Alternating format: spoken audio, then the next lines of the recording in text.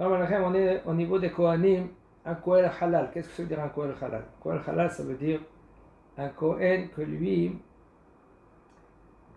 son père, okay, il s'est marié, ou peu importe, il a été avec une femme, que cette femme-là, où elle est divorcée, ou elle est, même il y a halal de Rabbanan, que la femme elle est chaloutza. Qu'est-ce que ça veut dire chaloutza? Ça veut dire que c'est comme une sorte de divorcé. Okay? Cette femme-là, elle était mariée avec quelqu'un, et ce quelqu'un, lui, il est décédé, il n'a pas eu d'enfant, elle doit y aller vers le Yabam. Maintenant, le Yabam, okay, en général, comme de nos jours, on va pas faire Yiboum. Voilà que le bonhomme, lui, il se marie avec cette femme-là, et là, on fait Khalitsa, elle vient, il enlève le sandal, etc., etc., tout la cérémonie de Khalitsa, elle est considérée comme Khaloutsa, un Kohen, il n'a pas le droit de se marier avec elle. Alors ça veut dire que l'enfant qui sort de cette union-là, il est halal. On a dit, ou une groucha, ou même une convertie.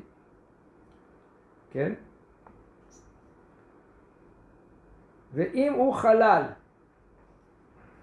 רק מדי רבנן כגון חלוצה שנישאת לכהן שאסורה עליו מדברי סופרים, כן?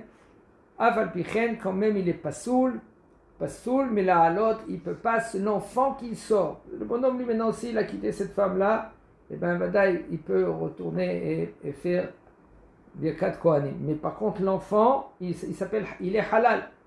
On l'appelle même Kohen, monsieur Kohen, tout ce que vous voulez. Mais c'est un halal. Il ne peut pas y monter au Dukhan.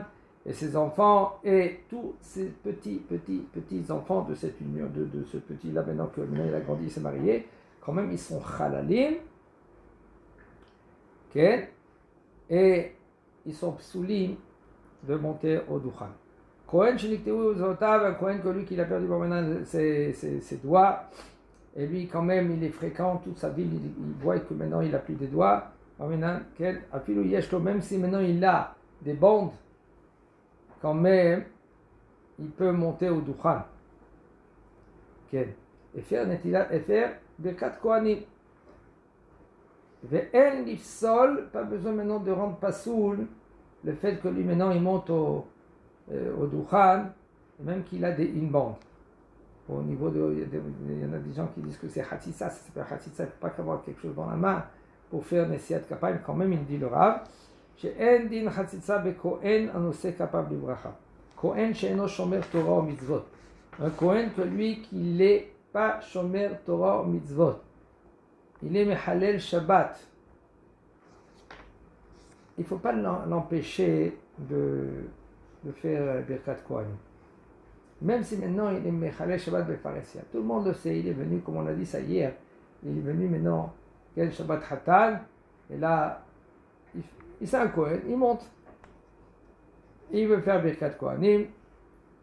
S'il n'y a pas un autre Kohen à part lui, אם אפשר טוב לשכנע אותו שלא יעלה לדוכן לשק כפיו, quand même, c'est bien, c'est conseillé, s'il n'y a personne à part lui, de lui dire, par exemple, lui c'est le seul Kohen, de lui dire, écoute, gentiment, c'est un peu difficile aujourd'hui, parce que ce Kohen là maintenant, des fois, lui il aime la Torah, il aime le Talmud Torah, il aime le Bet Knesset, et si tu vas lui dire comme ça, en général, il y en a beaucoup de nos jours qui ne font pas les achis, hein, pour embêter contre la Torah. Non, et là parce que le bonhomme il dit, quand je vais y aller à la plage avec mes enfants, rien que le Shabbat, même qu'il a tort, Ken, aujourd'hui, tu peux y aller à la plage quand tu veux, même le vendredi, il y en a beaucoup qui ne travaillent pas.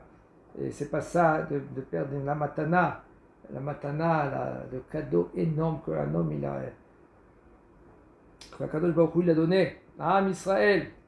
Alors il faut lui dire qu'il sort de la Bet Knesset. Et si maintenant, lui dit non, je vais monter quand même au Dukhan, tu le laisses, et de ne pas faire machloket. Et ça c'est plus chashuv, de ne pas faire machloket que lui qui monte au Dukhan faire Nesiat Kapayim. Chazak Baruch.